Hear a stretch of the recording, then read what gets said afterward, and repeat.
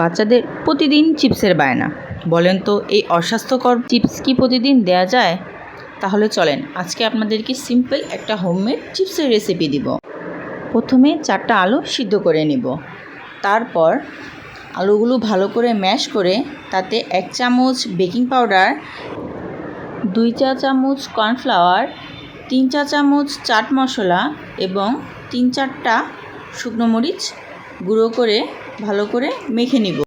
মাখা আলু থেকে একটু একটু আলু নিয়ে নিজের ইচ্ছা মতো শেপ দিয়ে নেব।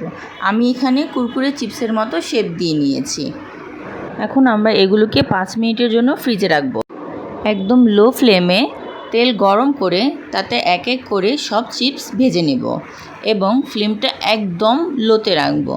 আস্তে আস্তে যখন এটা ব্রাউন হয়ে যাবে তখন এটাকে নামিয়ে ঠান্ডা হতে দেব এবং এয়ারটাইট বক্সে এটা 3 থেকে 4 দিন স্টোর করে রেখে দিতে পারবো। আর বাচ্চাদের বায়না স্বাস্থ্যকর চিপস দিয়ে পূর্ণ করব।